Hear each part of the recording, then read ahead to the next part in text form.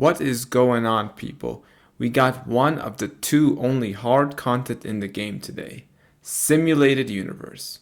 In a simple term, it's a roguelike game where you fight enemies, get buffs, progress through stages till you reach the final area, clear the game with only a team of 4 characters. So let's get started.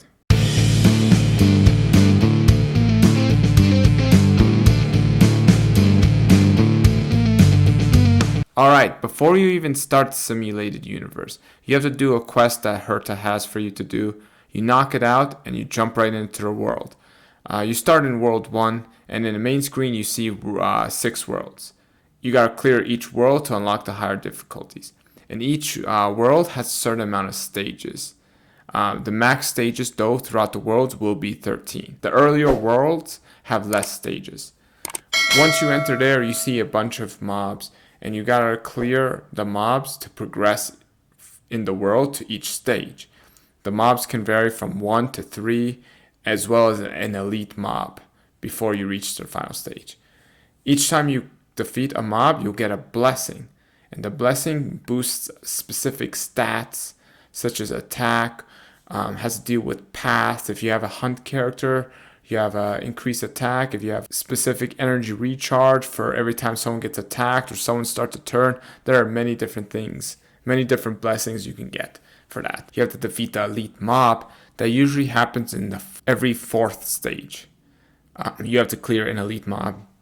Going through the regular mobs can vary with a battle, a random encounter, a special difficult challenge that gives you a really good blessing, but the enemy is pretty hard. When you clear to that, you need to always clear the elite mob. That's just basic standard thing. After you beat the elite mob, this is where you get the last 2 relics that you had no idea where to get.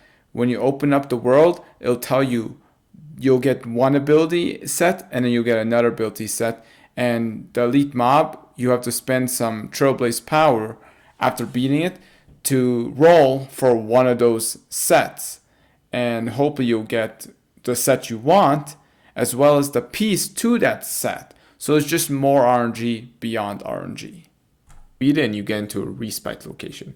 A respite location is just a healing area, a rest stop, where you can heal, get some more technique points, as well as there's a reviver in case you lost somebody, and a character selector in case you realize, ooh, I don't need this character, I want to grab another character from team. You can just go enter that menu, select the character you want, boom, it's in your team. You could swap it for another character that didn't work out for this thing. There's also Herta's shop. Take a chance to get some more blessings, a higher level blessing, or enhance a random blessing. In my personal opinion, I would not touch this until the end, and I'll explain why later. As well as once you get to the first respite, in the higher stages, 3 to 6, you'll unlock the Echoes of Path, one of the paths blessing. Most of the paths gives damage, Nihility does a debuff, the Abundance has a healing buff, and so on and so forth. And this will stay with you like a little marker that you can, every time the energy is maxed up, every time you take damage or do damage, it reaches to a certain thing and you can use it and it'll refresh back to the beginning, and you gotta just keep building it up. So once you finish with the respite, you go on to the new area, which can deal with some choices where, like I said, you could reach a random encounter of getting a special reward or challenging yourself to fight a high level difficulty enemy. And when you beat it, you get a really like a 3-star blessing. The blessings are based on stars, star 1, star 2, and star 3s. Star 3 is the best, gets you the better reward. And throughout these stages you go on, you could hit some secret events where it's like, oh, do you want to explore? You have this 25% chance to detect the enemy, but you could find a blessing, and you could keep searching on until you get hit with the enemy, and then you get a blessing at the end. But then when you get hit with the enemy, it's very strong.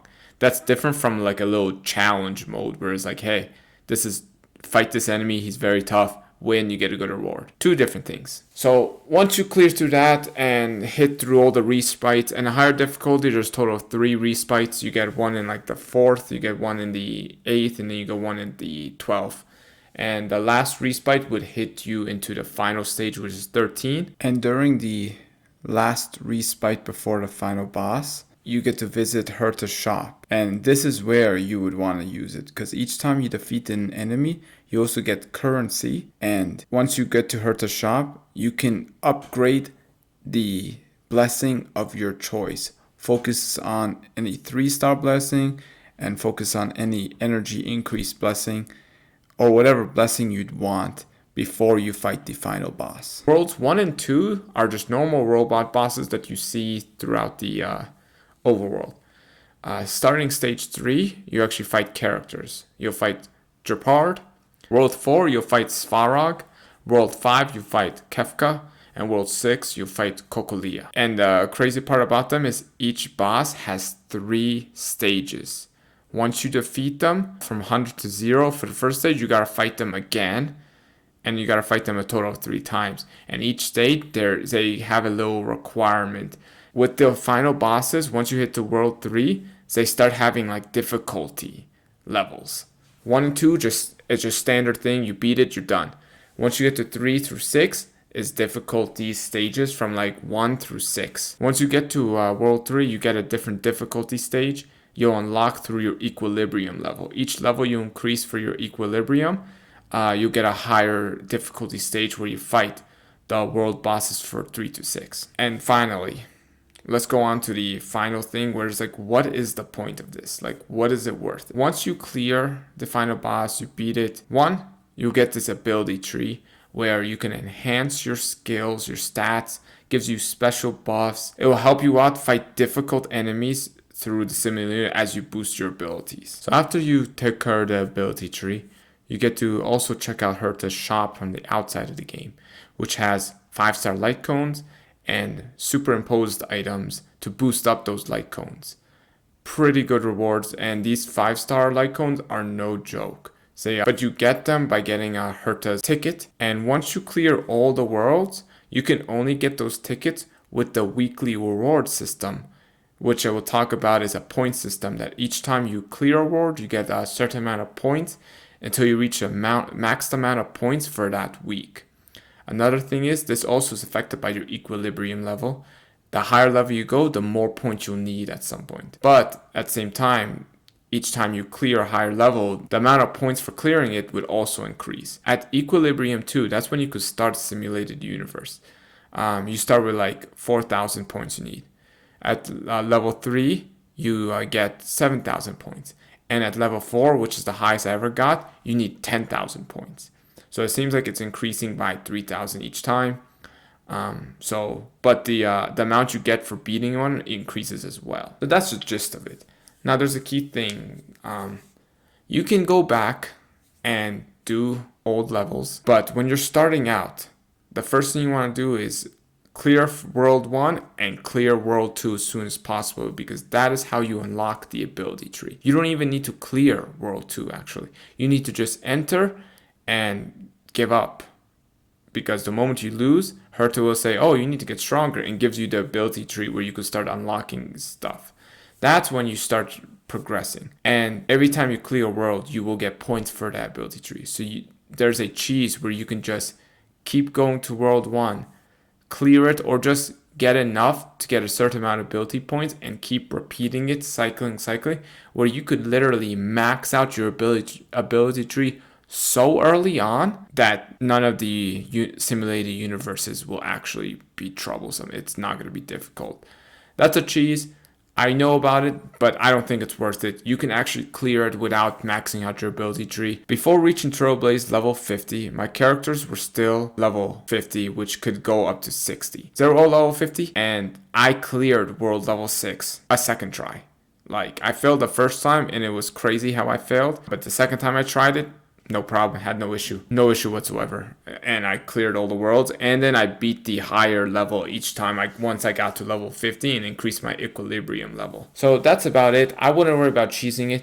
One thing I want to point out is, though, when it comes to blessings, the one blessing and the Echoes of Path, the one blessing that I find that's really helped me clear the content so well is anything that increases your energy. There are blessings that say when the character begins a turn, your energy would increase. When the character attacks, increase energy. When a character gets hit more, increase energy. When a character's turn is ended, increase energy.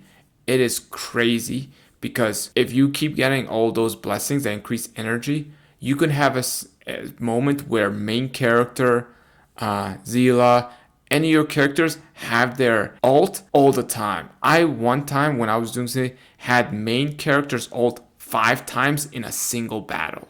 One battle, it was crazy how much energy they can boost you up, and that's what helped. Another thing I prefer instead of bringing a healer in the game is I chose that my echo of path I chose was abundance, which heals you every time you hit a certain amount of point. That helped out so much. I didn't need a healer. I put all DPS and buffers, and then when I need to heal, pop that echoes of path and call it a day. All right, that was quite a lot, but the simulated universe pretty much is easy.